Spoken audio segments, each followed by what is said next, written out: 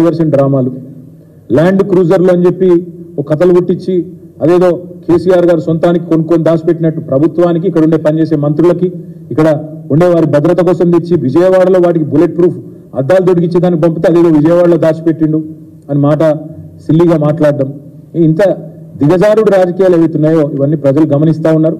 ఇవి కేవలం వాళ్ళు ఇచ్చిన 420 హామీలను ఎగేసేటందుకే ఈ డైవర్షన్ డ్రామాలు ఆడుతున్నారని తెలంగాణ ప్రజలు పూర్తి స్థాయిలో ఇవాళ అభిప్రాయం కూడా వస్తూ ఉన్నారు.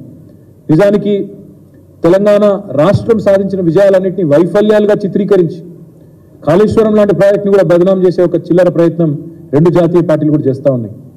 ఇవాళ కాళేశ్వరం లాంటి ప్రాజెక్టు ద్వారా సాగులోకి వచ్చిన ఆయకట్టును కానీ తెలంగాణ రాష్ట్రంలో ఇబ్బడి ముబ్బడిగా పెరిగిన వ్యవసాయ ఉత్పత్తులను కానీ జరిగిన వ్యవసాయ విస్తరణను కానీ ఇవేవి జరగనట్టు ఇదేదో అభూత కల్పన అన్నట్టు మొన్న పోయిన యాసంగిలో 3.5 కోట్ల మెట్రిక్ టన్నుల వరిధాన్యం ఉత్పత్తి అయితే అది కూడా జరగలేదన్నట్టు ఏదైతే చిత్రీకరించే ప్రయత్నం చేస్తూ ఉన్నారో ఇది కేవలం కేసీఆర్ గారి మీద బీఆర్ఎస్ మీద ఉన్న కోపాన్ని తెలంగాణ ఒక విఫల ప్రయోగంగా విఫల రాష్ట్రంగా చిత్రీకరించే విధంగా మరి వాళ్ళు ఏదైతే ప్రయత్నం చేస్తూ ఉన్నారో ఇది రాష్ట్రానికి మంచిది కాదు.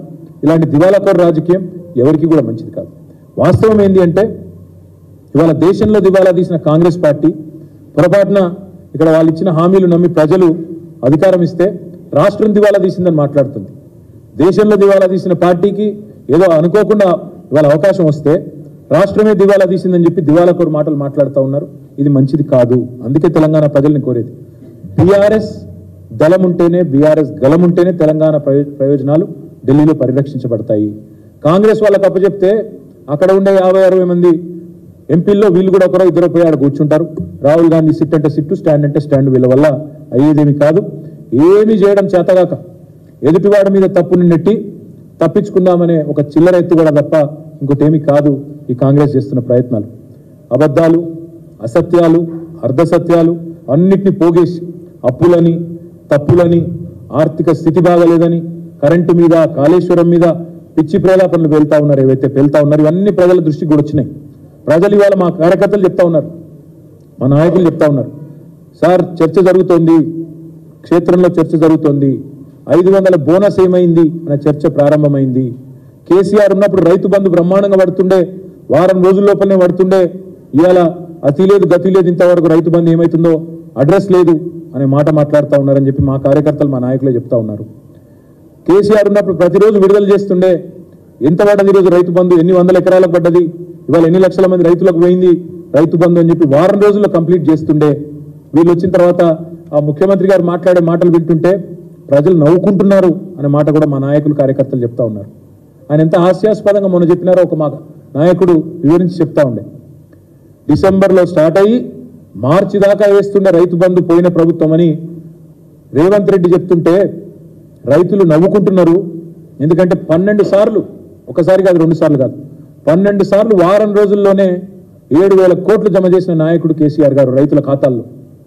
అట్లాంటి కేసీఆర్ గారి గురించి చిల్లరమల్లర మాటలు మాట్లాడితే ముఖ్యమంత్రి స్థాయి వ్యక్తి ప్రజలు ఏమనుకుంటారు, రైతులు నవ్వుకుంటారన్న సోయి లేకుండా మాట్లాడితే ప్రజలకు వాస్తవాలు తెలుసు అన్న విషయాన్ని కూడా విస్మరిస్తే ఎట్లా అని చెప్పి మా నాయకులు కార్యకర్తలు ఇవాళ ఆదిలాబాద్ నుంచి వచ్చిన వాళ్ళే ఈరోజు చెప్తా ఉన్నారు.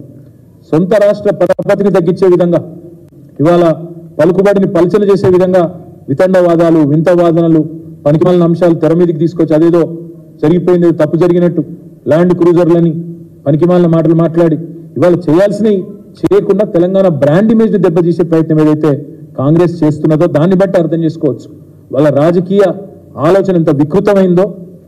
అవసరమైతే స్వప్రయోజనాల కోసం రాజకీయ ప్రయోజనం కోసం తెలంగాణ బ్రాండ్ ఇమేజ్ని కూడా దెబ్బతీసే ప్రయత్నం ఏదైతే వాళ్ళు చేస్తున్నారో వాళ్ళు ఒకటే అనుకుంటున్నారు కాంగ్రెస్ వాళ్ళు, అబద్ధాలనే అస్త్రంగా వాడుకుని ఎన్నికలు గెలిచినాం, మళ్ళీ అదే అబద్ధాలతో డైవర్షన్ టాక్టిక్స్తో పరిపాలన కూడా నెట్టుకొస్తాం, ప్రజలు మర్చిపోతారేమో అనుకుంటున్నారు. మేము మాత్రం మర్చిపోనీయం ప్రజలను.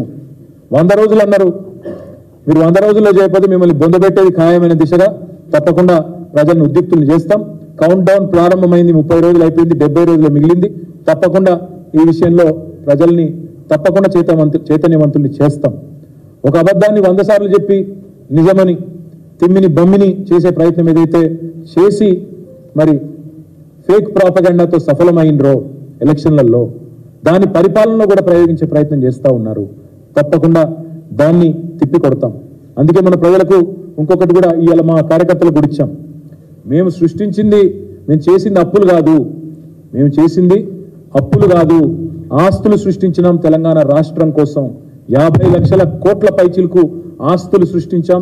ఏ రంగంలో ఏం చేసినామో చెప్పే స్వేదపత్రాన్ని కూడా మా ప్రతి నాయకుడికి, ప్రతి కార్యకర్త కూడా ఇస్తా ఉన్నాం. అద్భుతమైన ఆర్థిక సమృద్ధితో తెలంగాణను ఇవాళ అగ్రగామి రాష్ట్రంగా భారతదేశంలో నిలబెట్టిన దక్షత కేసీఆర్ నాయకత్వానిది. అవే వాస్తవాలను లెక్కలతో సహా అటు శాసనసభలో చెప్పినాం, ఇటు ప్రజాక్షేత్రంలో కూడా రేపటి రోజున చెప్తాం. పారే నీళ్లు సాక్ష్యం, తాగే నీళ్లు సాక్ష్యం, పండిన పంటలు సాక్ష్యం, కరెంటు వెలుగులు సాక్ష్యం. ఇవన్నీ కళ్ళెదురుగా కనబడుతున్న వాస్తవాలు కాదని నేను ప్రజలను అడుగుతా ఉన్నాను. అందుకే మనం చేసిన మంచి పనులు పల్లెల్లో, పట్టణాల్లో ఏవైతే కనబడుతున్నాయో వాటినే చూపెట్టి ప్రజలని ఓటు అడగండి, పార్లమెంట్లో తెలంగాణ గలం వినిపించే విధంగా తీర్పునివ్వండి అనే మాట కూడా చెప్తా ఉన్నాం. కాంగ్రెస్ చేసే గోబెల్స్ ప్రచారాన్ని తిప్పికొట్టి కాంగ్రెస్ ఇచ్చిన 420 హామీలను ప్రజల దృష్టికి కూడా తీసుకొని పోయే దిశగా మా కార్యకర్తల్ని, నాయకుల్ని ప్రతి శాసనసభ నియోజకవర్గంలో కార్యకర్తల సమావేశాలు పెడతాం, ప్రతి మండలంలో కూడా పెడతాం, పార్లమెంట్ సన్నాహక సమావేశాలు పెట్టుకుంటాం. కేవలం పార్లమెంట్కే కాదు, రాబోయే రోజుల్లో వచ్చే పంచాయతీ ఎన్నికలకు, మున్సిపల్ ఎన్నికలకు, జిల్లా పరిషత్ ఎన్నికలకు అన్నిటికి కూడా కార్యకర్తలను సన్నద్ధులను చేస్తూ ముందుకు పోతాం. తప్పకుండా ప్రజలకు అన్ని విషయాలు కూడా మళ్ళీ గుర్తు చేస్తాం. ఆనాడు ప్రతిపక్షంలో ఉన్నప్పుడు కాంగ్రెస్ పార్టీ కేసులు వేసి ప్రాజెక్టులకు అడ్డుకున్నదే వీళ్ళు. ఆనాడు 7 మండలాలు గుంజుకొని, మరి లోయర్ సీలర్ ప్రాజెక్టును గుంజుకొని తెలంగాణ నోట్లో మట్టి కొడుతున్నప్పుడు ఈ కాంగ్రెస్ పార్టీ వ్యతిరేకించలేదు. బీజేపీ చేస్తున్న ప్రయత్నానికి అడ్డుగలిగే ప్రయత్నం కూడా ఆనాడు చేయలేదు. అదే మాదిరిగా విభజన హామీల మీద బయ్యార ముక్కు కర్మాగారం కానీ, కాజీపేట కోచ్ ఫ్యాక్టరీ గురించి కానీ ఒక్క రోజున్న కాంగ్రెస్ పార్టీ ఎన్నడన్నా పార్లమెంట్లో మాట్లాడిందా? ఆ విషయాన్ని కూడా తప్పకుండా గుర్తు చేస్తాం.